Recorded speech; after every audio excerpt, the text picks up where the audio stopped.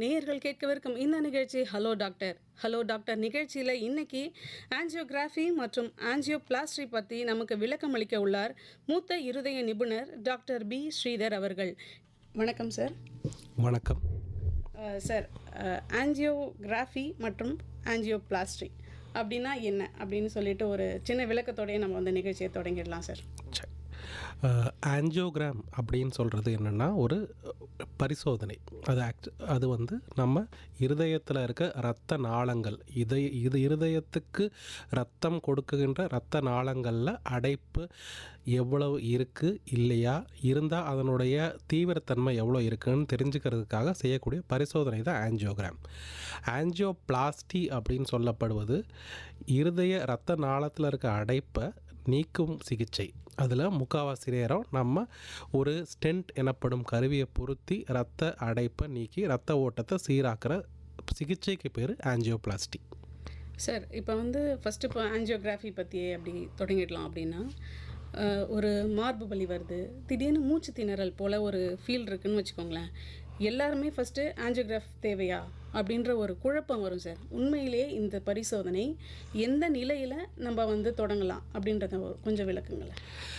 So இருதய இரத்த நாள அடைப்பு நமக்கு ரெண்டு வகையாக உடம்புல தெரியலாம். ஒன்று மாரடைப்பு, அதாவது ஹார்ட் அட்டாக் அப்படின்னு நம்ம சொல்லுவோம் ஆங்கிலத்தில். அதாவது மேஜர் இல்லை மைனர் ஹார்ட் அட்டாக், தீவிர அல்லது மற்ற வகையான மாரடைப்பு. ஸோ இந்த மாதிரியான மாரடைப்பு ஏற்பட்டால் அதற்கு ஆஞ்சியோகிராம் பரிசோதனை அவசியமாக பண்ண வேண்டும். இது இல்லாமல் ஒரு சில மக்களுக்கு வந்து தன்னுடைய அன்றாட வாழ்வியல் முறையில் நெஞ்சு வலி இல்லை அதீத மூச்சு திணறல் ஏற்படுறதுனாலையோ, இல்லை இருதயத்துடைய பம்பிங் கெப்பாசிட்டி, அதாவது இதயத்துடைய அந்த செயல்பாடு திறன் குறைஞ்சிருச்சு அப்படின்னு வேறு ஏதோ பரிசோதனை செய்யும்போது கண்டுபிடிச்சாலோ ஆஞ்சியோகிராம் பரிசோதனை சில சமயம் தேவைப்படலாம். Okay sir. இப்போ இந்த ஆஞ்சியோகிராஃப் பண்ணுறாங்க அப்படின்னா உடனே வந்து அதுக்கான மருந்து எடுத்துக்கிட்டே இருக்கணும், இல்லை தொடர்ச்சியாக இந்த சிகிச்சை வந்து தொடரும் அப்படின்ற ஒரு பயம் இருக்குது மக்கள்கிட்ட. அந்த பயத்துக்கான விளக்கம், அதாவது அந்த பயம் தேவையில்லையா தேவையா? ஆஞ்சியோகிராம் எந்த காரணத்துக்காக பண்ணுறோன்றதை பொறுத்து.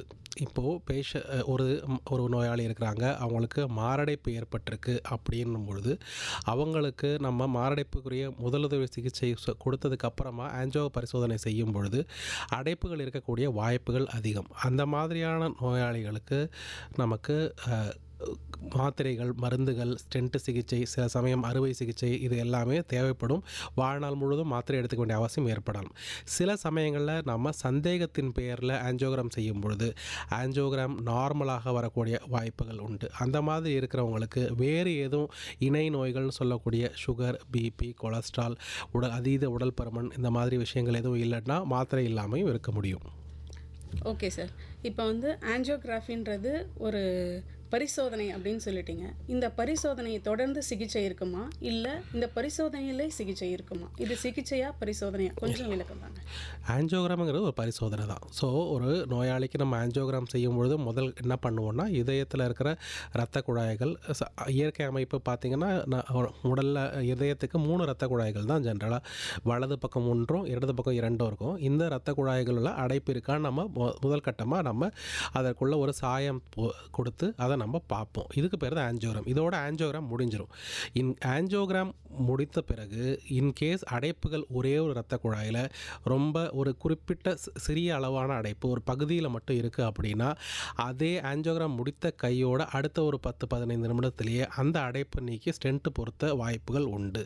அந்த மாதிரி பண்ணுறது தான் ஆஞ்சியோபிளாஸ்டி. உடனடியாகவும் பண்ண முடியும். சில அடைப்புகளுக்கு நம்ம அப்படி உடனடியாக பண்ண முடியாது. அதற்குரிய தேவையான உபகரணங்களை ரெடி பண்ணி, பிரத்யேக உபகரணங்கள் தேவைப்படும். இல்லை நீளமான ஸ்டென்ட் குழாய்கள் வைக்க வேண்டியது இருக்கும். சில பேருக்கு பைபாஸ் ஆப்ரேஷன் பண்ண வேண்டியது இருக்கும். அப்போ அந்த மாதிரியான சூழ்நிலை இருக்கும்போது வெறும் ஆஞ்சியோகிராமோட நம்ம நிறுத்திப்போம்.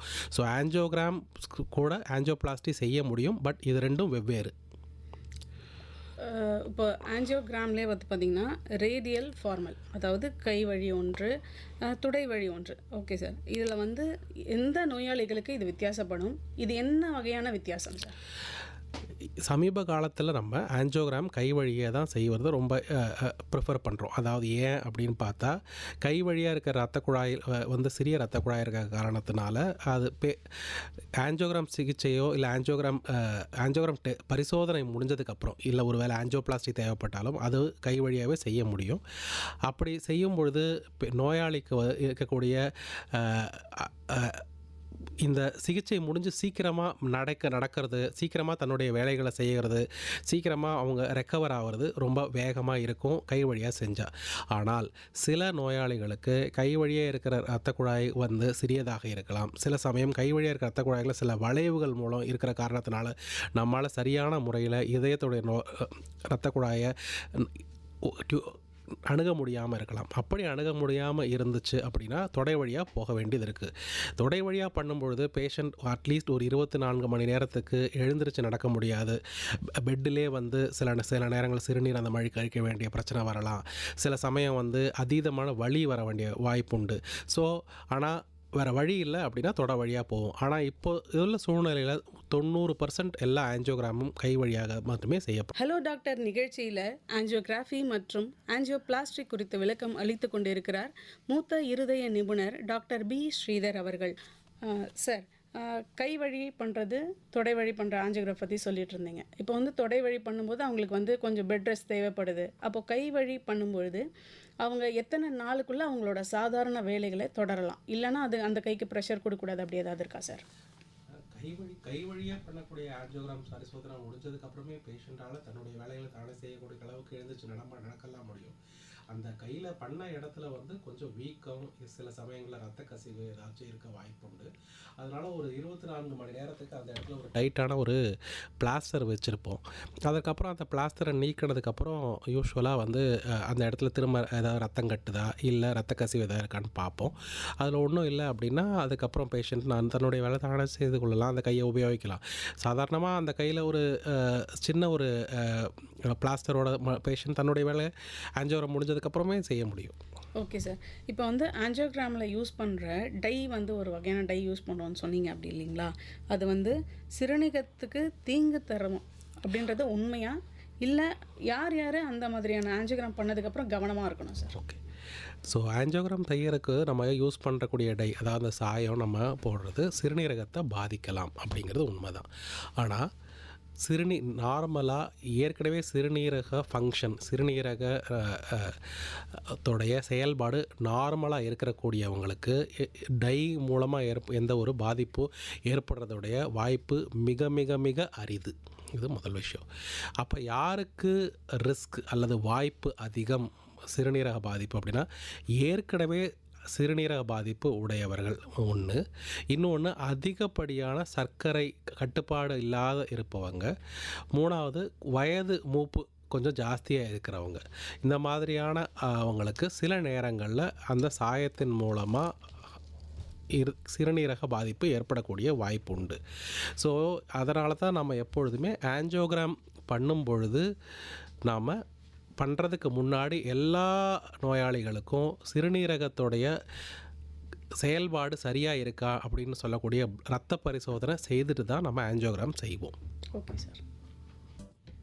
ஓகே சார், அடுத்ததாக ஒரு கேள்வி அப்படின்னா, சுகர் பிபி இருக்கிறவங்க சார், இப்போது வந்து பண்ணுறதுக்கு முன்னாடி ஒரு சோதனை வந்து நீங்கள் பண்ணணும் அப்படின்னு சொன்னீங்க. சுகர் பிபி இருக்கிறவங்க இந்த பரிசோதனைக்கு எப்படி பாதுகாப்பாக செயல்படணும் சார்? சர்க்கரை நோயாளிகளை பொறுத்த வரையில் சர்க்கரை ஓரளவுக்காவது கட்டுப்பாட்டில் இருக்கிறது நல்லது ஆஞ்சியோ பரிசோதனை பண்ணுறதுக்கு முன்னாடி. பிபி இருக்கிறவங்களுக்கும் அதே இதுதான் பொருந்தும். பிபியும் நம்ம வந்து ஸ்ட்ரிக்டாக 130/80 கீழே இருக்கணும் அப்படின்னு எதிர்பார்க்க மாட்டோம். ஓரளவு கட்டுப்பாடாக இருக்கிறது நல்லது. பட் இது எல்லாமே வந்து அவசர சிகிச்சை தேவைப்படும் பொழுது இதை எதையுமே நம்ம பார்க்க முடியாது. அதை ஏற்றுக்கொண்டு தான் நம்ம சிகிச்சை செய்வோம். கூடவே அதை கண்ட்ரோல் பண்ணுறதுக்கான மருந்துகளும் சேர்த்து தருவோம். ஓகே சார், நேர் வந்திருக்காங்கன்னு நினைக்கிறேன், பேசலாம். ஹலோ, வணக்கம். ஹலோ ஹலோ சார், வணக்கம். நீங்கள் பேசுறது கேட்குது, பேசலாம். உங்கள் பேர் சொல்லுங்கள் சார். என்னதான் இருக்காங்க? சொல்லுங்கள் சார், உங்கள் பேர் எங்கேருந்து கால் பண்ணுறீங்கன்னு சொல்லுங்கள். அம்மா நெல்லிக்குப்பத்துலேருந்து பேசுகிறேன், குமார் பேசுகிறேம்மா. சொல்லுங்கள் சார். டாக்டர்கிட்ட உங்களோட இதை கேட்கலாம், சந்தேகத்தை கேட்கலாம், கேளுங்க சார். Hello sir. வணக்கங்க, சொல்லுங்கள். Hello sir, good evening sir. Good evening. Sir எனக்கு வந்து 2011 ஸ்ட்ரென்த் வச்சு சார் எனக்கு. ம் சொல்லுங்கள். சொல்கிறாங்க பேசுங்க சார், தொடர்ந்து பேசுங்க. தொடர்ந்து பேசுங்க. சார். தொடர்ந்து பேசுங்க. சொல்லுங்க சார். சார் வந்து 2021 வந்து மறுபடியும் ஓப்பன் சர்ஜரி பண்ணுது. சரி, அது பண்ணலேருந்து இப்போ வந்து உடம்பு நிறைய மாற்றங்கள் வர மாதிரி சார். என்ன வகையான மாற்றங்கள்? மாற்றங்கள்லாம் இப்போ கை கால்லாம் வந்து மறுத்து போகுது. சரி, அது மாதிரி வந்து ஒரு மாதிரி கால் கைலாம் இன்னும் ஒட்டி நிற்கிற மாதிரி எது ஒட்டிகிட்டு இருக்க மாதிரி இருக்கு? இல்லை எதுங்க? ஒரு கொஞ்சம் தூரம் நடந்தோன்னா கொஞ்சம் தூரம் நடந்தா ஒரு மாதிரி இறைக்கிற மாதிரி இருக்குது, நெஞ்சு வலிக்கிற மாதிரி இருக்குது. சரி, அதுதான் சார் இருக்குது, அது மாதிரி இருக்குது. அது என்ன சார் செய்யலாம்? நீங்கள் வந்து 2011 ஸ்டென்ட் சிகிச்சை பண்ணியிருக்கீங்க, 2021 ஆப்ரேஷன் பண்ணியிருக்கீங்க இல்லையா? ஆமாம் ஆமாம் sir, open surgery. Open surgery பண்ணியிருக்கோம். ஸோ ஒரு விஷயம் நம்ம என்ன புரிஞ்சுக்கணும் அப்படின்னா, எந்த ஒரு சிகிச்சைக்கும் அதனுடைய பலன் வந்து எவ்வளோ வருஷம் வரைக்கும் தாங்கும் அப்படின்னு இருக்குது.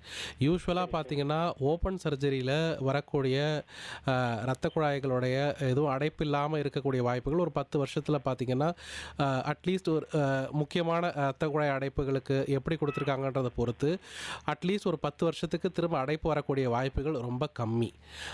சில ஸ்டென்ட் சிகிச்சையில் 10 வருஷத்துக்குள்ளே அடைப்பு வரக்கூடிய வாய்ப்புகள் சற்றே கொஞ்சம் அதிகம்தான். உங்களுக்கு ஆல்ரெடி ஓப்பன் சர்ஜரி பண்ணியிருக்கிறதுனால இப்போ 2021 பண்ணியிருக்காங்க, இப்போ 2026 ஆகுது. ஸோ ஒரு 5 வருடம் கடந்திருக்கு.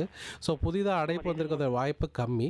இருந்தாலும் என்ன பண்ணணும்னா, உங்களுடைய இதயத்துடைய பம்பிங் கெப்பாசிட்டி எவ்வளவு இருந்தது அப்படின்னு நம்ம பார்க்கணும். அதாவது ஆப்ரேஷனுக்கு முன்னாடி எவ்வளோ இருந்துச்சு, இப்போ ஆப்ரேஷனுக்கு அப்புறம், இப்போ ஆப்ரேஷன் பண்ணி அடுத்த வருஷம் எப்படி இருந்துச்சு, இப்போ எப்படி இருக்குது அப்படின்ற கம்பேர் பண்ணி பார்த்து ஒருவேளை இதயத்துடைய செயல்பாடு பம்பிங் கெப்பாசிட்டி கம்மியாக இருந்துச்சு அப்படின்னா அது ரொம்ப போதுமான அளவுக்கு இல்லாமல் ரொம்பவே கம்மியாக இருந்துச்சுன்னா, பம்பிங்லாம் நல்லா இருக்குன்னு சொன்னாங்க சார் டாக்டர். பம்பிங் நல்லா இருக்குது அப்படின்னா வந்துட்டு உங்களுக்கு இறைப்புக்கு வேறு ஏதாவது காரணம் இருக்கா அப்படின்னு முதல்ல பார்க்கணும். ஏன்னா எசென்ஷியலாக அடைப்பு ஏற்பட்டால் ஒன்று நெஞ்சு வலி ஏற்படணும், இல்லை இந்த மாதிரி அதீத மூச்சு திணறல் ஏற்படணும். அது இல்லாமல் ஆனால் உங்களுக்கு மூச்சு விட சிரமம் இருக்குது, ஆனால் வந்து பம்பிங் கெப்பாசிட்டி நல்லா இருக்குது அப்படின்னா வந்து வேறு காரணங்கள், அதாவது அதிகப்படியான பிபி இல்லை அதிகப்படியான சுகர். பிபி அதிகமாக இருக்குன்னா நம்ம அதை கட்டுப்படுத்துறதுக்குரிய மருந்துகள் கொடுக்கணும். ஏன்னா வந்து அதான் அதனுடைய மருந்துகளை கொஞ்சம் அதிகப்படுத்தி இல்லை தேவைப்பட்டால் 1-2 மருந்துகள் கூட சேர்த்து நம்ம பிபியை 130-80 கீழே கொண்டு வந்தால் இந்த மூச்சு விட தன்மை அதிகமாக வருது, அது எல்லாமே குறைக்க முடியும். 160 சார் எனக்கு இருக்குது. 160னா கண்டிப்பாக குறைக்கணும் சார். நீங்கள் 130-80க்கு கீழே கொண்டு வரணும். அதே மாதிரி ஒரு ஆளுக்கு ஒரு மருந்து தேவைப்படும்னு அவசியம் இல்லை. ஒருத்தருக்கு ஒரு மருந்தில் கண்ட்ரோல் பண்ண முடியும், ஒருத்தருக்கு 2 தேவைப்படும், ஒரு சில பேருக்கு 3 இல்லை 4 இல்லை 5 மருந்துகள் கூட தேவைப்படும். நம்ம பிபியை வந்து கீழே கொண்டு வந்தாலே ஆக்சுவலாக இந்த மூச்சு திணறலை குறைக்க முடியும். Okay sir, thanks sir. சரிங்க, நன்றி. தொடர்ந்து கொண்டமைக்கு நன்றி சார். தொடர்ந்து பேசுவோம் சார். இப்போ வந்து ஆன்ஜியோ பண்ணி பரிசோதனை பண்ணி அந்த முடிவுகளை வச்சு அடுத்த கட்டமாக மருந்தாலையா இல்லை பைபாஸா இல்லைன்னா ஆன்ஜியோபிளாஸ்டியான்னு எப்படி தீர்மானிக்கிறீங்க சார்? இது கொஞ்சம் சிரமமான கேள்வி, இது பதில் சொல்கிறது. ஏன்னா இது ஒரே மாதிரியான விடை எல்லாருக்கும் கொடுக்க முடியாது, எல்லா நோயாளிகளுக்கும். ஒரு விஷயம், ஆன்ஜியோகிராமில் அடைப்பு இல்லை அப்படின்னு வந்துருச்சு, அதாவது கம்ப்ளீட்டாக நார்மலாக இருக்குன்னா மேஜரான ஹார்ட் அட்டாக் வரக்கூடிய ரிஸ்க்கு ரொம்ப ரொம்ப ரொம்ப ரொம்ப ரொம்ப அரிதுன்னு நம்ம எடுத்துக்கிட்டு அவங்களுக்கு நம்ம மருந்துகளை நல்லா குறைச்சி தேவையான வாழ்வியல் முறைகள் மாற்றங்கள், சுகர் பிபி கொலஸ்ட்ரால் குறைச்சி இருக்கிறத மட்டும்தான் நம்ம சொல்லுவோம். அதை தவிர அடைப்புகள் இருந்தால் யூஸ்வலாக அடைப்புகளை வந்து நம்ம வகைப்படுத்தும் பொழுது 70% மேலே இருக்கிற அடைப்புகளுக்கு அதீத முக்கியத்துவம் கொடுப்போம். 90% மேலே இருக்கிற அடைப்புகளுக்கு உடனடியாக அட்டன் பண்ண வேண்டிய அவசியம் ஏற்படும். அது 70% கீழே இருக்க அடைப்புகளை சுத்தமாக ஒன்றும் கவலைப்பட தேவையில்லை அப்படின்னு நான் சொல்கிறேன்ல. அதாவது இதுக்கு மருந்துகள் மட்டுமே போதுமானது. நம்ம ஜென்ரலாக எதை முடிவு பண்ணுவோம்னா 70% கீழே இருக்க அடைப்புகளுக்கு மருந்துகள் மட்டுமே போதுமாக இருக்கும் முக்கால்வாசி பேரில். ஒரு சில நோயாளிகளில் அந்த மாதிரி இருக்கிற பேஷண்ட்ஸ்லேயே திரும்ப திரும்ப மருந்து சாப்பிடும்போது வலி இருந்துச்சுன்னா சில சமயம் ஆன்ஜியோ தாண்டி பரிசோதனை பண்ணி பார்த்து கூட சில சமயம் நம்ம அதுக்கு ஸ்டென்ட் சிகிச்சை வைக்கிறதும் உண்டு. ஒருவேளை 70% மேலே இருக்குது அப்படின்னா வந்து அவங்களுக்கு அடுத்த கட்ட ஆன்ஜியோபிளாஸ்டியோ இல்லை பைபாஸ் ஆப்ரேஷனோ தேவையா அப்படிங்கிறது ஒவ்வொரு நோயாளியை பொறுத்து மாறும். அது நோயாளி மட்டும் இல்லை, அவங்களுக்கு சர்க்கரை இருக்கா இல்லையா, அவங்களோட இதயத்துடைய பம்பிங் கெப்பாசிட்டி எப்படி இருக்குது, கம்மியாக இருக்கா இல்லை நார்மலாக இருக்கா இல்லை அதிகப்படியான பம்பிங் கெப்பாசிட்டி குறைபாடு இருக்கா அப்படின்னு நம்ம பார்த்து பேஷண்ட்டுக்கு தகுந்த மாதிரி தான் முடிவு பண்ணுவோம். பைபாஸ் சிகிச்சை அவங்களுக்கு தேவைப்படுமா இல்லை ஸ்டென்ட் சிகிச்சை அவங்களுக்கு தேவைப்படுமான்னு. சில சமயம் ஒரே ஒரு அடைப்பு இருக்கும், அந்த சிறிய அடைப்பு கரெக்டான பகுதியில் இருக்கும்பொழுது அதை நம்ம இமீடியட்டாக ஸ்டென்ட் செய்கிறது உண்டு.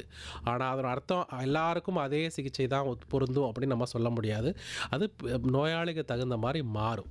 ஓகே சார், நேயர் வராங்க, நேயர்கிட்ட பேசிடலாம். ஹலோ ஹலோ வணக்கம். வணக்கம் மேம், நான் வேலூர் மாவட்டம் கட்படியில் இருந்து சந்திரசேகர். சார், டாக்டர்கிட்ட உங்களோட சந்தேகங்களை கேளுங்க சார். வணக்கம்மா, சொல்லுங்கள். டாக்டர், இந்த பொதுவாக தலை சுத்தல் அப்படிங்கிறதுக்கும் பிபி அப்படிங்கிறதுக்கும் டைரக்ட் இது இருக்கா? அந்த டைரக்ட் ரிலேஷன் இருந்தா பிபி எந்த மேல போகும் பொழுது இந்த தலை சுத்தல் அப்படிங்கிறது ஏற்படும்? முதல் கேள்வி. ரெண்டாவது கேள்வி வந்து அந்த சுகர் லெவல்ஸ் அப்படிங்கிறது கம்மி ஆயிடுச்சுன்னா அந்த சுகர் லெவல்ஸ் வந்து தலை சுத்திக்குள் விழுவாங்களா? அதை பற்றி சொல்லுங்களேன். சரி, முதல் கேள்வி என்னென்னா பிபி எந்த அளவுக்கு மேலே போனால் தலை சுத்தல் ஏற்படலாம் அப்படின்னு கேட்டிங்க. சராசரியாக பார்த்திங்கன்னா நம்ம பிபி வந்து எப்போ ஹை பிபின்னு சொல்லுவோம் அப்படின்னா 130/80 தாண்டேருந்து 140/90க்கு நடுவில் இருக்கிறத நம்ம வந்து பிபியோடைய ஆரம்ப கட்டம்னு சொல்லுவோம். அந்த மாதிரி இருக்கிறவங்களுக்கு உணவு பழக்க வழக்கங்களில் குறைக்க முடியுமான்னு பார்ப்போம். 140/90க்கு மேலே இருக்குன்னா அவங்களுக்கு மாத்திரை தேவைப்படும். யூஸ்வலாக நம்ம இந்த தலை சுத்தல் தலைவலி எல்லாம் பார்க்குறது எப்போன்னா 160க்கு மேலே 160/90 அந்த மேலே பிபி போச்சுன்னா யூஸ்வலாக பார்ப்போம்.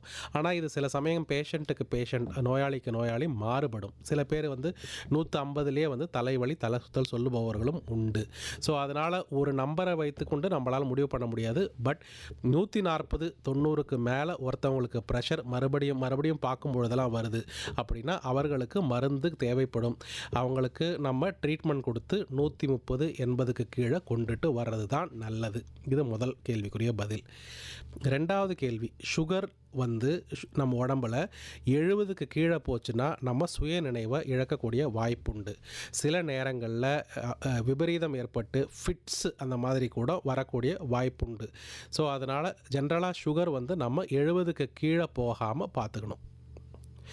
அந்த 70க்கு கீழே போகும்பொழுது உடம்புடைய ஃபஸ்ட்டு யூஸ்வலாக உடம்புடைய ஒரு வீக்னஸ், அதாவது ஒரு அசதி, அதுலேருந்து ஆரம்பித்து மயக்கம், சில சமயம் சுயநினைவு இழப்பு, சில சமயம் ஃபிட்ஸு, ரொம்ப அரிதாக உயிரிழப்பு கூட ஏற்படலாம். ஸோ 70க்கு கீழே சுகர் போகாமல் பார்க்க வேண்டியது நம்மளுடைய பொறுப்பு. தொடர்ந்து பேசுவோம். சார், இப்போ வந்து ஆன்ஜியோகிராம் பண்ணுறதுனால வலி இருக்குமா, இல்லை வலி அதிகமாக இருக்கும் உண்மையாலுமேவா, இல்லை நோயாளிகளுக்கு இதனால் சிரமம் ஏதாவது ஏற்படுமா சார்? ஒரு 90% 90% ஆஃப் த நோயாளிகளுக்கு ஆன்ஜியோகிராம் பண்ணும் பொழுது வலி ஏற்படக்கூடிய வாய்ப்பு ரொம்ப ரொம்ப ரொம்ப கம்மி. ஏன்னா ஆன்ஜியோகிராம் பண்ணும் பொழுது நம்ம கையில் வந்து மறுக்கிறதுக்கான கை வழியாக பண்ணாலோ அல்ல தொடை வழியாக பண்ணாலோ எந்த இடத்துல பண்ண போகிறோமோ அந்த இடத்துல வலி இல்லாமல் இருக்கிறதுக்காக அதுக்குரிய மருந்து கொடுத்து பண்ணுவோம். முழு அளவு மயக்க மருந்து கொடுக்க வேண்டிய அவசியப்படாது. அதனால் பேஷண்ட்டுக்கு சுயநினைவு முழுவதாக இருக்கும்.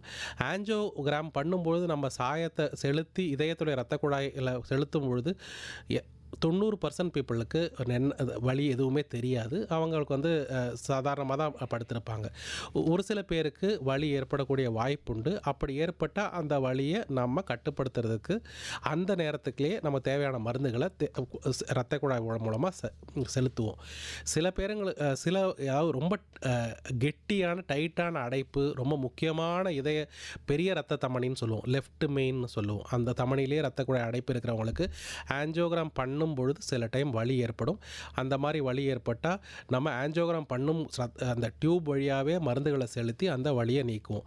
ஸோ ஆஞ்சியோகிராமில் 99.9% யூஸ்வலாக காம்ப்ளிகேஷன்ஸ், அதாவது பிரச்சனைகள் வரக்கூடிய வாய்ப்பு ரொம்ப ரொம்ப ரொம்ப கம்மி. ஓகே சார், நேர் வராங்க, அவர்கிட்ட பேசிடலாம். ஹலோ, வணக்கம். கடலூர் மாவட்டம் நெல்லை ராஜேந்திரன். சொல்லுங்கள் சார், டாக்டர் உங்களோட சந்தேகங்களை கேட்கலாம். நைட்ல யூரின் அதிகப்படியா எழுந்திரிச்சு போக வேண்டியதா இருக்குது. நான் ஆஞ்சியோ பண்ணி 15 வருஷம் ஆகுது. சரிங்க. உங்களுக்கு ஆஞ்சியோவில் ஏதாவது அடைப்பு இருந்துச்சா? அதன் காரணமாக ஏதாச்சும் ஸ்டென்ட்டோ இல்லை ஆப்ரேஷன் ஏதாவது பண்ணியிருக்கீங்களா? ஆப்ரேஷன்ல ஆஞ்சியோ பண்ணிக்கிறாங்க, ஸ்டென்ட் வச்சுக்கிறாங்க. சரி. அது 15 நாள் மாத்திரை, இந்த மாத்திரை, சுகர் மாத்திரை, பிபி மாத்திரை போட்டுருக்கிறேன். சரி. உங்களுடைய வயசு என்ன ஆகுது? சார் வயசு உங்கள் வயசு?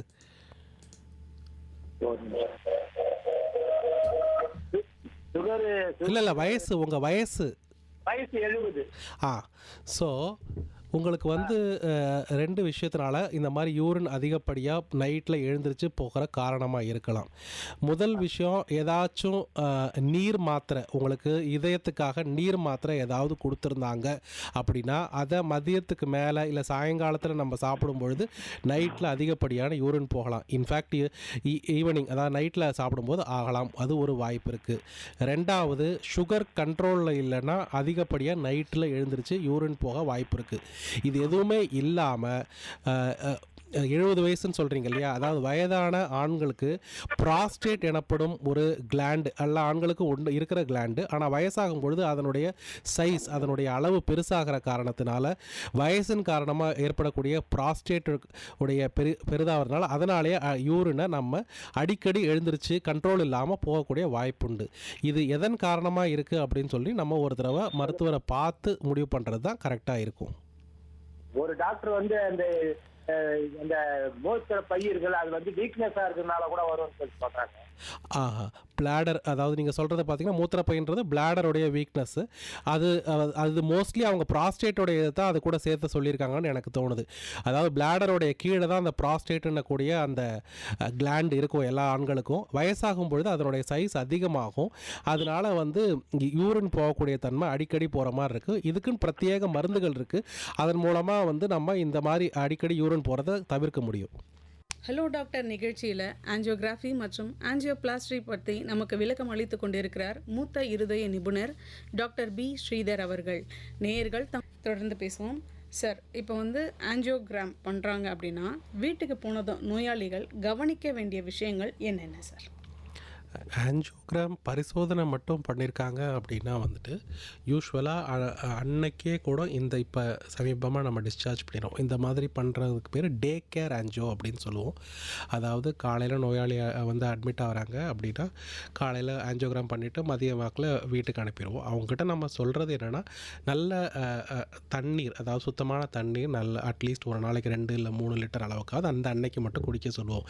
ஏன்னா நம்மளுடைய சாயம் யூஸ் பண்ணுறோம் இல்லையா, அது கிட்னியை பாதிப்பு எதுவும் ஏற்படாமல் இருக்கணும்னா நம்ம உடம்புல நீர் சத்து குறைபாடு இருக்கக்கூடாது. அதனால் நல்ல தண்ணி குடிக்க சொல்லுவோம். அந்த கையில் ரத்த கசிவு பண்ண இடத்துல கை வழியாக பண்ணியிருந்த நான் பேஷண்ட்டை வச்சு சொல்கிறேன், கை வழியாக பண்ணியிருந்தால் அந்த இடத்துல ரத்த கசிவோ இல்லை வீக்கமோ எதுவும் ஆகக்கூடாது. ஆனால் உடனடியாக மருத்துவர்கிட்ட வரணும் அப்படின்னு சொல்லுவோம். அதுக்கப்புறம் பிளாஸ்டரை யூஸ்வலாக அடுத்த நாள் தான் அகற்ற சொல்லுவோம். கால் வழியாக பண்ணாலோ இல்லை சில நோயாளிகள் கை வழியாக பண்ணவங்க நாங்கள் ஆஸ்பத்திரியில் இருக்கிறோம் அப்படின்னு சொல்லியிருந்தாங்கன்னா அவங்களுக்கு நம்ம அடுத்த நாள் 24 மணி நேரம் கழித்து அந்த பிளாஸ்டரை எடுத்துகிட்டு ரத்த கசிவோ வீக்கமோ ஏதாவது இருக்கா அப்படின்னு சொல்லி பார்ப்போம். அவங்கள நீர் சத்து குறைபாடு எதுவும் இல்லாத வேணும், எதிர் வாய் வழியாக தண்ணியை எடுத்துக்கிட்டாலும் சரி, இல்லை சில சமயங்களில் ஐவி ஃப்ளூயிட் மூலமாக, அதாவது ரத்த நாளம் மூலமாக செலுத்துறதா இருந்தாலும் நாங்கள் கொடுக்க வேண்டிய வாய்ப்பு உண்டு. அதுக்கப்புறம் 2வது நாள்லேருந்து பர்டிகுலராக கால் வழியாக பண்ணவங்களுக்கு அடுத்த நாள்லேருந்து நடக்க வச்சு பேஷண்ட்டுக்கு தொடையில் எதுவும் வீக்கம் எதுவும் இல்லாமல் ரத்தக்கட்டு எதுவும் இல்லாமல் பார்த்துட்டு அதுக்கப்புறம் அனுப்புவோம். ஓகே சார், இப்போ இந்த பரிசோதனை பண்ண ரிப்போர்ட்டே சாதாரணம் வந்தாலும் வாழ்க்கை முறையில் என்ன வகையான மாற்றம் தேவை சார்? அது ஆஞ்சியோகிராமோட ரிப்போர்ட் நார்மலாக வந்துச்சு அப்படின்னும் பொழுது ஒரு வகையில் நம்ம கொஞ்சம் நிம்மதி அடையலை. இல்லைன்னா நமக்கு இம்மீடியட்டாக அடுத்த ஒரு வருஷத்துக்கு அட்லீஸ்ட் ஒரு மாரடைப்பு வரக்கூடிய ரிஸ்க் ரொம்ப கம்மி அப்படின்ட்டு அதனுடைய அர்த்தம்.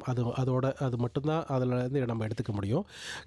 மாரடைப்புக்கு ஏற்படுத்தக்கூடிய வாழ்வியல் நோய்கள்னு சொல்லக்கூடிய காரணிகள், அதாவது சர்க்கரை, இரத்த கொதிப்பு, பிபின்னு சொல்லக்கூடியது, கொலஸ்ட்ரால், அது மட்டும் இல்லாமல் புகைப்பிடிக்கிற ஹேபிட்டு, அது இல்லாமல் தைராய்டு நோய், இந்த மாதிரியான பிரச்சனைகள் இருக்கிறவங்க எல்லாருமே தன்னுடைய இணை நோய்கள்னு சொல்லக்கூடிய சுகர், பிபி, கொலஸ்ட்ரால், தைராய்டு இதையெல்லாம் கட்டுப்பாடில் வச்சுக்கிட்டா தான் ஃப்யூச்சரில் மறுபடியும் அடைப்பு வராமல் இருக்கக்கூடிய வாய்ப்பு உண்டு.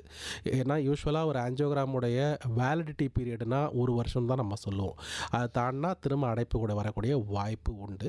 ஸோ அதனால் ஆஞ்சியோகிராம் ஒருத்தருக்கு நார்மலாக இருக்குன்ற காரணத்தினாலேயே தன் வாழ்வியல் முறைகள் மாற்றாமல் எதுவும் செய்யாமல் இருக்கிறது அசட்டையாக இருக்கக்கூடாது.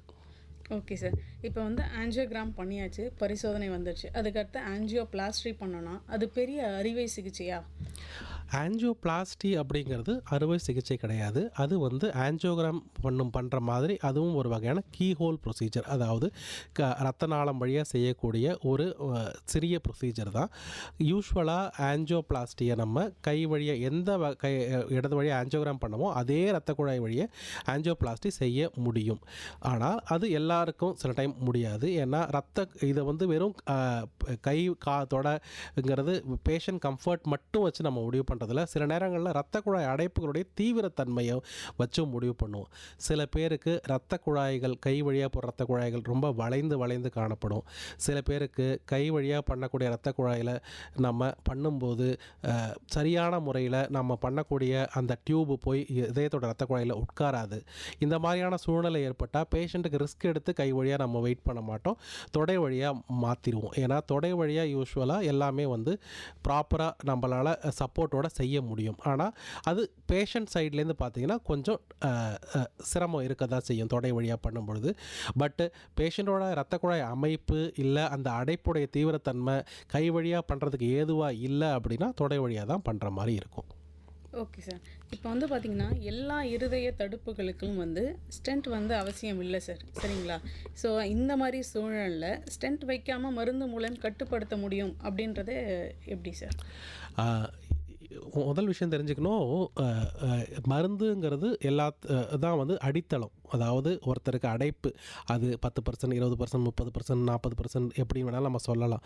ஆனால் இது ஒன்ஸ் ஒருத்தருக்கு ரத்த நாளத்தில் அடைப்பு இருக்குது அப்படின்னு உறுதியாயிட்டா அவங்களுக்கு மருந்து தான் அவங்களுடைய பேஸ்மெண்ட் மாதிரி. அவங்க வேறு எந்த சிகிச்சை எடுக்காவிட்டாலும் மருந்து கண்டிப்பாக சாப்பிட வேண்டியது இருக்கும், கொலஸ்ட்ரால் அளவு குறைக்க வேண்டியது இருக்கும், சுகர், பிபி கண்ட்ரோலாக வச்சுக்க வேண்டியது இருக்கும். ஸோ இது மருந்துங்கிறது எல்லாத்துக்கும் அடித்தளம். அது மருந்து கூட தான் மற்றதெல்லாம் சேரப்போகுது. மருந்து கூட வெறும் மருந்து மட்டும் போதும் அப்படின்னா ஒரு சில மைல்டான அடைப்பு, அதாவது சிறிய ரக அடைப்புகளுக்கு மருந்து மட்டும் போதும் குறைப்பதற்கு அப்படின்னு நம்ம முடிவு பண்ணுவோம். பெரிய ரக அடைப்பு, அதாவது 70% மேலே இருக்க அடைப்பு இல்லை 90% மேலே இருக்க அதி தீவிர அடைப்பு, அதுக்கெல்லாம் நம்ம முடிவு ஸ்டென்ட் சிகிச்சையும் தேவைப்படும் மருந்தோடு சேர்த்து. ஒரு சில பேருக்கு மருந்து ப்ளஸ் பைபாஸ் சர்ஜரி. ஸோ மருந்துங்கிறது எல்லாருக்கும் கூட வரப்போகுது. இதில் மருந்து மட்டும் போதுமானதா இல்லை மருந்து ப்ளஸ் ஸ்டென்ட், மருந்து ப்ளஸ் பைபாஸ், இப்படி தான் நம்ம தேவைப்பட வேண்டிய இருக்கும். ஹலோ டாக்டர் நிகழ்ச்சியில் ஆஞ்சியோகிராஃபி மற்றும் ஆஞ்சியோபிளாஸ்டி குறித்து விளக்கம் அளித்து கொண்டிருக்கிறார் மூத்த இருதய நிபுணர் டாக்டர் பி ஸ்ரீதர் அவர்கள். சார், இப்போ ஸ்டென்ட் வச்சதுக்கப்புறம் நோய் முற்றிலும் சரியாகிடும் அப்படின்ற நம்பிக்கை உண்மையா சார்? அது எந்த அளவுக்கு உண்மை சார்? ஸ்டென்ட்டு வைக்கிறது எதற்காக அப்படின்னு நம்ம புரிஞ்சுக்கணும். ஒரு இரத்த குழாயோட அடைப்பு தீவிரமாக இருக்கும் பொழுது அதனால் ஒரு மாரடைப்பு வராமல் இருக்கிறதுக்காகவும், அதனால் இதயத்துடைய செயல்பாடு குறைவு இல்லாமல் இருக்கிறதுக்காகவும், பேஷண்ட்டுக்கு நெஞ்சு வலி அப்படிங்கிற அறிகுறி கம்மியாகிறதுக்காகவும் தான் நம்ம ஸ்டென்ட்டு பொருத்துகிறோம். ஸ்டென்ட்டு அப்படிங்கிறது இப்போ நம்ம யூஸ் பண்ணுற ஸ்டென்ட் எல்லாமே பார்த்திங்கன்னா ட்ரக் எலூட்டிங் ஸ்டென்ட், அதாவது மருந்து மற்றும் உலோகத்தாலான ஒரு குழாய். அந்த குழாய் நம்ம உடம்புக்குள்ளே பொருத்துறதோடு சரி, அதை நம்ம வெளியில் எடுக்க போகிறது கிடையாது. ஸோ அந்த குழாய் பொருத்தினதுக்கப்புறம் அதனுடைய பாதிப்புகள், அதற்குள்ளே அடைப்பு ஏற்படுறது, அதற்குள்ளே எந்த பிரச்சனையும் இல்லாமல் இருக்கும் அப்படின்றதுக்காகவே பிரத்யேகமான மருந்துகள் நம்ம சாப்பிட வேண்டியது இருக்கும். பர்டிகுலராக முதல் ஒரு ஆண்டுக்கு நம்ம மருந்துகளுடைய தீவிரத்தன்மை கொஞ்சம் அதிகமாக இருக்கும். அதற்கு ஏற்ற மாதிரி நம்ம மருத்துவர்கிட்ட க்ளோஸாக ஃபாலோ பண்ண வேண்டியது இருக்கும். 1 மாதம், 3 மாதம், 6 மாதம், 1 வருஷம். 1 வருஷம் முடிஞ்சதுக்கப்புறம் யூஸ்வலாக மருந்துகளோட அளவை நம்ம குறைத்துருவோம். ஏன்னா அதுக்கு ஸ்டென்ட்டுக்குள்ளே நம்ம ரத்த குழாய்க்குள்ளே சேரக்கூடிய அந்த டைம் பீரியட் முடிஞ்சிடும். அதனால் அதற்கப்புறம் மருந்துகளை நம்ம குறைத்து விடுவோம். ஆனால் நோய்க்குரிய காரணிகள்னு சொல்லக்கூடிய சுகர், பிபி, கொலஸ்ட்ரால் அது கண்டிப்பாக எடுக்க வேண்டியது இருக்கும் மருந்துகள். அது இல்லாமல் ஒரு குறைந்த டோஸில் இருதயத்துக்கும் சில மருந்துகள் நம்ம கொடுத்துட்டு தான் இருப்போம். Okay sir. இப்போ வந்து ஸ்டென்ட் வச்சதுக்கு அப்புறமும் மீண்டும் இருதய தடுப்பு வர்றதுக்கு வாய்ப்பு இருக்கா சார்? ஆமாம். ஏன்னா ஸ்டென்ட் வைக்கிறது அப்படிங்கிறது என்னென்னா, ஒரு குறிப்பிட்ட பகுதி ரத்த குழாயோடைய ஓவரால் லென்த்து பார்த்திங்கன்னா ஒரு ரத்த குழாய் 10 சென்டிமீட்டர் இருக்கும். நம்ம ஸ்டென்ட்டை ஒரு 2 சென்டிமீட்டர் 3 சென்டிமீட்டர் அதுக்கு அடைப்பு இருக்கிற பகுதியில் மட்டும் வைத்திருப்போம். நாளைக்கு பேஷண்ட்டுக்கு வேறு இடத்துல அடைப்பு வரலாம். ஸோ அடைப்பு வரதுக்குரிய காரணிகளை சரி பண்ணணும். வெறும் ஸ்டென்ட் பொருத்துவதால் மட்டும் எல்லா விஷயமும் சால்வ் ஆகிடாது. ஸ்டென்ட்டு வச்சுருக்கிறது பேஷண்ட்டுக்கு அப்போதைக்கு நெஞ்சு வலி ஏற்படாமல் இருக்கிறதுக்கு, ஹார்ட் அட்டாக் ஏற்படாமல் இருக்கிறதுக்கு, இதய செயல்பாடு குறையாமல் இருக்கிறதுக்கு. ஆனால் நாளைக்கு அதே பேஷண்ட்டுக்கு அதே இரத்த குழாயில் வேறு பகுதியிலையோ இல்லை வேறு இரத்த குழாயிலையோ அடைப்பு ஏற்படக்கூடிய வாய்ப்பு இருக்கலாம். அதுக்கு என்ன காரணங்கள், அதாவது சுகர், பிபி, கொலஸ்ட்ரால், புகைப்பிடிக்கும், இது இந்த மாதிரியான விஷயங்கள், தைராய்டு, இந்த மாதிரியான விஷயங்களை காரணங்களை கண்ட்ரோலில் வச்சுக்கிட்டா தான் நம்மளால் வந்து திரும்ப பிரச்சனை இல்லாமல் வாழ்க்கையை ஓட்ட முடியும். Okay sir. இப்போ வந்து ஒரு தடவை ஸ்டென்ட் வச்சோன்னா ஆயில் முழுவதும் வந்து அவங்க மருந்து எடுத்துக்கணும் அப்படிங்கிறது எல்லாருக்குமே பொருந்துமா சார்? கிட்டத்தட்ட எல்லாருக்கும் பொருந்தும் தான். ஆயில் முழுவதும் மருந்து எடுத்துக்கணும். மருந்தோட அளவு வேண்டாம் குறையுமே தவிர மருந்து சுத்தமாக இல்லாமல் இருக்கும் அப்படிங்கிற தன்மை ஏற்படுறது வாய்ப்பு ரொம்ப கம்மி தான். Okay sir. இப்போ வந்து ஆஞ்சியோபிளாஸ்டி, அதனால தான் நான் ஒரு நிமிஷம், அதனால தான் நான் முதல்ல சொன்னேன், ஸ்டென்ட்டுங்கிறது அடண்டம், ஆடிங் தெரப்பி தான்.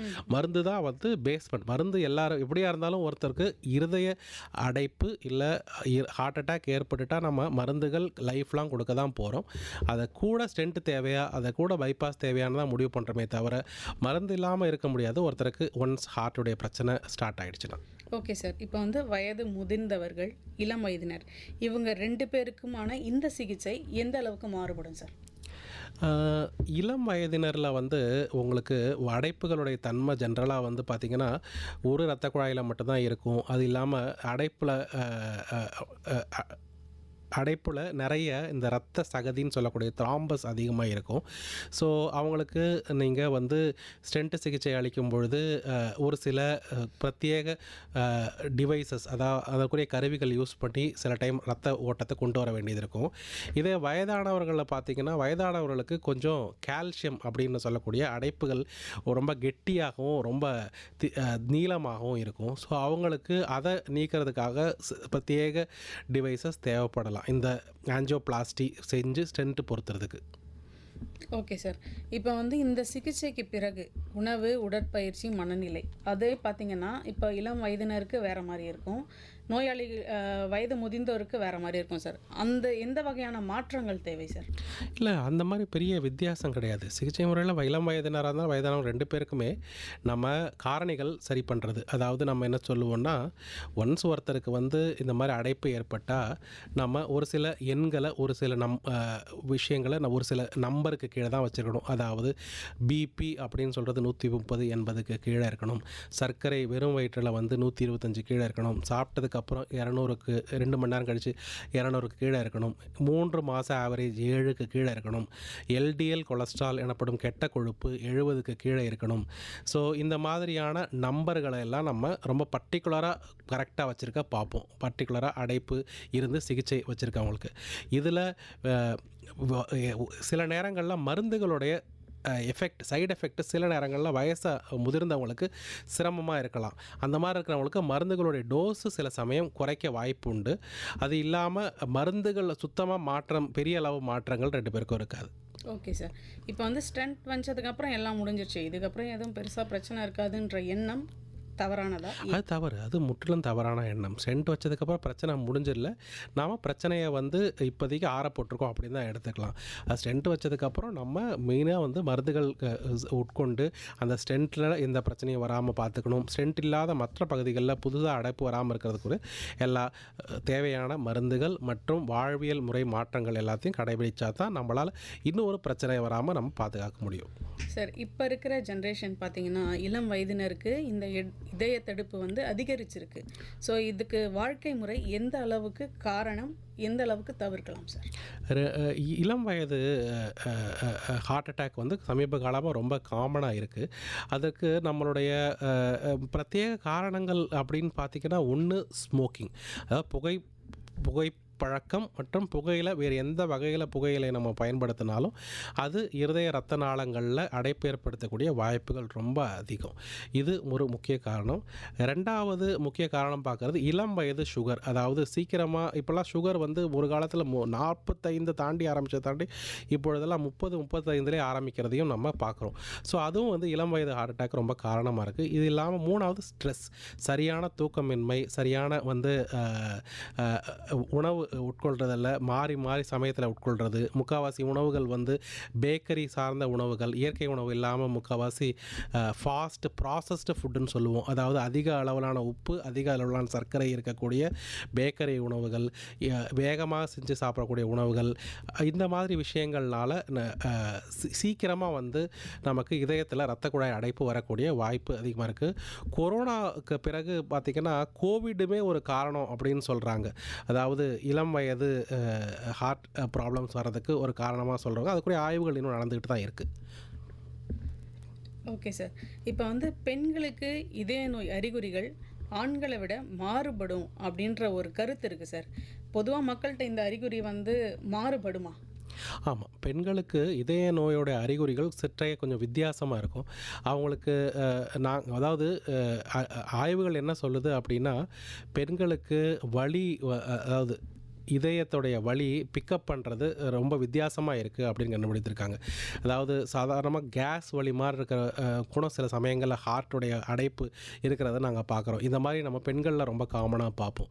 ஸோ அதனால் வலி, நம்ம எப்போதும் சொல்லக்கூடிய ஹார்ட் அட்டாக்குடைய வலி அப்படிங்கிறது இதயத்துடைய நடுப்பகுதியில் வர வலி வந்து தாடைக்கோ இல்லை வலது இல்லை இட தோள்பட்டைக்கோ போகக்கூடிய வலி, அந்த மாதிரியான வலி அதே மாதிரி வரணும்னு அவசியம் இல்லை. பெண்களுக்கு நிறைய நேரம் வலி வித்தியாசமாக முதுகுக்கு பின்னாடி அதே மாதிரி கேஸ் மாதிரி இருக்கிற வலி இது ஏற்படுது. இது ஒன்று.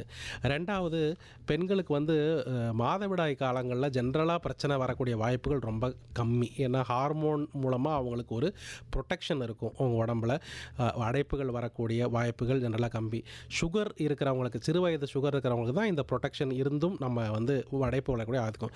மாதவிடாய் முடிஞ்சதுக்கப்புறம் தான் பெண்களுக்கு வந்து இந்த அடைப்புகள் வரக்கூடிய வாய்ப்பு ரொம்ப அதிகமாக இருக்கும். ஓகே சார், தொடர்ந்து பேசுவோம். ஹலோ டாக்டர் நிகழ்ச்சியில் ஆஞ்சியோகிராஃபி மற்றும் ஆஞ்சியோபிளாஸ்டி கொடுத்து விளக்கம் அளித்து கொண்டிருக்கிறார் மூத்த இருதய நிபுணர் டாக்டர் பி ஸ்ரீதர் அவர்களுடன் தொடர்ந்து பேசுவோம். சார், இப்போ வந்து பெண்களுக்கு வந்து வித்தியாசப்படும் அப்படின்னு சொல்லியிருக்கீங்க இல்லைங்களா? பொதுவாக மக்கள் தவற விடுற அறிகுறிகள் என்ன சார், முக்கியமாக பெண்கள்? முக்கியமாக மக்கள் தவற விடக்கூடிய அறிகுறி அப்படின்னு பார்த்திங்கன்னா 2. ஒன்று வந்து கேஸ் மாதிரி, அதாவது நெஞ்செரிச்சல் போல் இருக்குது. நிறைய நேரம் வந்து பக்கத்தில் இருக்க மெடிக்கல்லையோ இல்லை கை வைத்தியமாகவோ வந்து மக்கள் வந்து கேஸ் ட்ரபிள் நினைத்துட்டு இருக்க வலி. பர்டிகுலராக நான் யார்கிட்ட சொல்லணும்னா சுகர் இருக்கிறவங்க, அதாவது சர்க்கரை நோயாளிகளுக்கு வலி அறியக்கூடிய தன்மை ரொம்ப கம்மியாயிரும். நரம்பியல் பாதிப்பு இருக்கிறதுனால சர்க்கரை நோயாளிக்கு வலி தெரியாது. அவங்க நிறைய நேரம் ஒரு சிறிய ஒரு வாயு கோளாறு அப்படின்னு நினச்சிக்கிட்டு மருந்து எடுத்து கை வைத்தியம் பண்ணிகிட்டு இருப்பாங்க. கொஞ்ச நாள் லேட்டாக வரக்கூடிய வாய்ப்புகள் அதிகம். ஒன்று. இது ஒன்று, நெஞ்சு வலி சில பேருக்கு உணர்ற தன்மை கம்மியாக இருக்கிறதுனால சில சமயம் அதிகப்படியான மூச்சு திணறல் மட்டுமே வந்து இதயத்துடைய அடைப்பு இருக்குது அப்படிங்கிறது அறிகுறியாக இருக்கலாம். அதாவது அதிகப்படியான மூச்சு திணறல், ஒரு 100-150 அடி கூட நம்மளால் நடக்க முடியல நேராக, இல்லை படிக்கட்டு ஏறும்பொழுது நெஞ்சு வலி ஏற்படுது, இல்லை நெஞ்சு வலி இல்லாட்டியும் அட்லீஸ்ட்டு மூச்சோட சிரமம் இருக்குது, உட்கார்ந்து தான் நடக்க முடியுது. இந்த மாதிரியான அறிகுறிகள் இருந்தாலும் இதை வந்து நம்ம ஒன்றும் இல்லை அப்படின்னு எடுத்துக்காமல் மருத்துவரை அணுகி அது ஹார்ட்னால் வந்திருக்கான்னு பார்த்துக்கிறது நல்லது. ஓகே சார், இப்போ வந்து குடும்ப மரபு இருந்தால் முன்னெச்சரிக்கை பரிசோதனை தேவை அப்படின்னா அந்த பரிசோதனை எப்போ தொடங்கணும் சார்? சமீப காலமாக வந்து பார்த்திங்கன்னா இளம் வயது மாரடைப்புகள்லாம் வர்றதை பார்க்கும்பொழுது நமக்கு 35 வயது அந்த நோக்கும்போது நம்ம வந்து ப்ரிவென்டிவ் செக்கப் எடுத்துக்கிறது நல்லது அப்படின்னு தான் தோணுது. இதுவே கொஞ்சம் நாளைக்கு முன்னாடி நம்ம யூஸ்வலாக 40லேருந்து 45 அப்படின்னு சொல்லுவோம். ஆனால் சமீப காலமாக இளம் வயது மாரடைப்பு ரொம்ப அதிகமாக இருக்கிற காரணத்தினாலையும் இளம் வயது சர்க்கரை நோயும் இந்தியாவில் ரொம்ப அதிகமாக இருக்க காரணத்தினாலும் ஒரு 35 வயசுலேருந்தே நம்ம ப்ரிவென்டிவ் ஹெல்த் செக்கப் எடுத்துக்கிறது நல்லது. Okay sir. இப்போ ப்ரிவென்டிவ் ஹெல்த் செக்கப்பில் பார்த்தீங்கன்னா ஆஞ்சியோகிராஃபி வருமா? ஆஞ்சியோகிராஃபி வராது. ஆஞ்சியோகிராஃபி ப்ரிவென்டிவ் ஹெல்த் செக்கப்பில் வராது. ப்ரிவென்டிவ் ஹெல்த் செக்கப் நம்ம சொல்கிறது இருதயத்தை பொறுத்தவரையில் இசிஜி, தேவைப்பட்டால் எக்கோ, தேவைப்பட்டால் ட்ரெட்மில், அதாவது இசிஜியை நம்ம நடைப்பயிற்சி மூலமாக செய்யக்கூடிய இசிஜின்னு சொல்லுவோம். அது தேவைப்பட்டால் அதெல்லாம் பண்ணுவோம். பேசிக்காக நம்ம பண்ணக்கூடியது இசிஜி பண்ணுவோம். அது இல்லாமல் நார்மலாக சொல்லக்கூடிய ரத்த பரிசோதனைகள்னு பார்த்திங்கன்னா ரத்தத்தில் சர்க்கரையோட அளவு, அதே மாதிரி கொழுப்போட அளவு, நம்மளுடைய கிட்னி ஃபங்க்ஷன், ரத்தம் ஹீமோகுளோபினோட அளவு, தைராய்டோட அளவு, இந்த மாதிரியான மினிமம் டெஸ்ட் மட்டும் நம்ம யூஸ்வலாக வருஷத்துக்கு ஒரு தடவை பார்த்துக்கிறது நல்லது. Okay sir. இப்போ வந்து மார்பு பலி வந்தாலே எல்லாமே வந்து இதய பிரச்சனையாக இருக்காது அப்படி இல்லைங்களா? ஸோ எந்த அறிகுறியெல்லாம் வந்து ஆபத்தானவை, இதெல்லாம் வந்து பெரிய அறிகுறியாக இல்லை அப்படின்னு ஏதாவது டிஃப்ரென்சியேஷன் இல்லை, நம்ம நெஞ்சு வலின்னு வந்துட்டாவே நம்ம அதை வந்து சாதாரணமாக எடுத்துக்க வேணாம் அப்படி தான் சொல்லுவோம். ஏன்னா நமக்கு டைம் இஸ் மசில் அப்படின்னு சொல்லுவோம். அதாவது இதயத்தில் நான் ஹார்ட் அட்டாக்கு பார்த்திங்கன்னா கோல்டன் ஹவர் அப்படின்னு சொல்லக்கூடிய ஹவர் அப்படின்னு பார்த்திங்கன்னா ஒரிஜினலாக 1 ஹவர் தான். ஆனால் அதை தாண்டி நம்ம இதயத்தை முழுசாக காப்பாற்றுறதுக்கு நமக்கு இருக்கக்கூடிய டைம் வந்து 12 மணி நேரம். ஸோ அதனால் இந்த 12 மணி நேரத்துக்கு கழித்து வர்றவங்களுக்கு நிறைய பேருக்கு இதயத்தில் நம்ம என்ன தான் சிகிச்சை அளித்தாலும் அங்கே கண்டிப்பாக ஒரு சிறிய அளவிலான பாதிப்பு இருக்க தான் செய்யும். ஸோ அதனால் எந்த வகையான நெஞ்சு வலியாக இருந்தாலும் ஒரு வித்தியாசமான வலி ஏற்படுது அப்படின்னா அதை வந்து நெக்லெக்ட் பண்ணாமல் நீங்கள் சாதாரணமாக பக்கத்தில் இருக்கிற ஒரு பொது மருத்துவர்கிட்ட காமிச்சு கூட இது இதய சம்மந்தமான பிரச்சனையாக இருக்குமான்னு பார்த்துக்கிறது நல்லது. நேராக மெடிக்கலில் போய் மருந்து வாங்கி போடுறதோ இல்லை கை வைத்தியம் பண்ணுறதோ கொஞ்சம் வேண்டாம் அப்படி தான் நாங்கள் சொல்கிறோம்.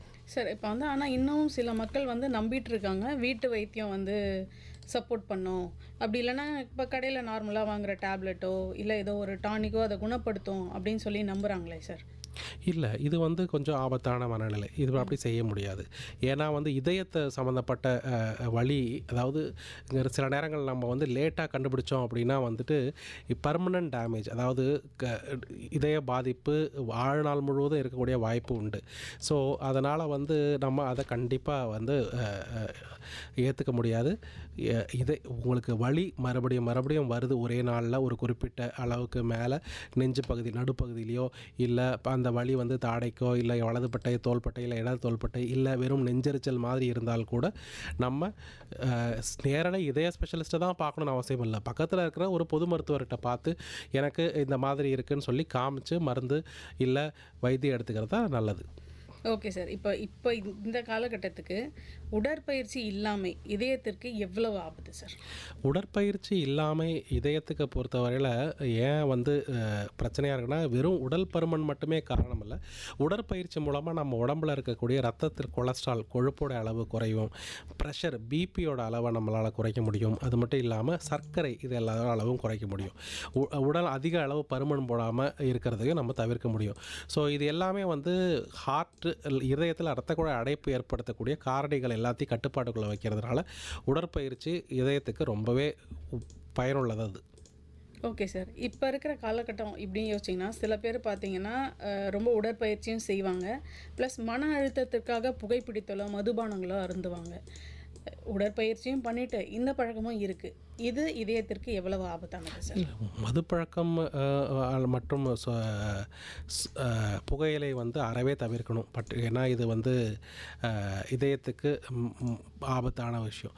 உடற்பயிற்சி ஜிம் டைப் ஆஃப் எக்ஸசைஸு ஆக்சுவலாக பண்ணுறது ஒரு ஆரோக்கியத்துக்கு நல்லது தான். பட் ஒரு சில சமயங்களில் வந்து அதிகப்படியான பளு வந்து உடம்பை கொடுத்தாலும் சில சமயங்களில் வந்து அதனுடைய ப்ராப்ளம்ஸ் சில பேருக்கு நம்ம பார்க்குறோம். ஸோ அதனால் அதாவது நம்ம எந்த அளவுக்கு நமக்கு ட்ரைனிங் தேவை அப்படிங்கிறத பார்க்கணும். உடல் எடை குறைக்கிறதுக்காக மட்டும்தான் நம்ம பண்ணுறோம் அப்படின்னா அதற்குரிய பயிற்சி மட்டும் எடுத்துக்கிறோம். இதை தாண்டி இந்த எக்ஸசைஸ் வெறுமனே நம்ம மசில் பில்டிங், அதாவது ஒரு பாக்ஸிங் இல்லை அந்த மாதிரியான அத்லெட்டிக் ஸ்போர்ட்ஸ் இந்த மாதிரியான விஷயத்துக்காக உடம்புல மசில் டெவலப் பண்ணி ஜிம் போகிறவங்க அவங்க ஒரு முறை இதயம் செக்கப் பண்ணிக்கிட்டு போகிறது தான் நல்லது. ஏன்னா சில பேருக்கு வந்து சடன் கார்டியக் டெத் அப்படின்னு சொல்லக்கூடிய அகால மரணங்கள் வந்து அதிகப்படியான உடற்பயிற்சி செஞ்சுட்டு இருக்கும்போது ஏற்படுறதை நம்ம கவனிக்கிறோம். ஸோ அதனால் ஸ்போர்ட்ஸ் அல்ல அத்லட்டிக் ஈவெண்ட்டில் பயன்படக்கூடிய அளவுக்கு உடற்பயிற்சி பண்ண போகிறாங்கன்னா அவங்க ஒரு தடவை இதய பரிசோதனை பண்ணிட்டு போகிறது நல்லது.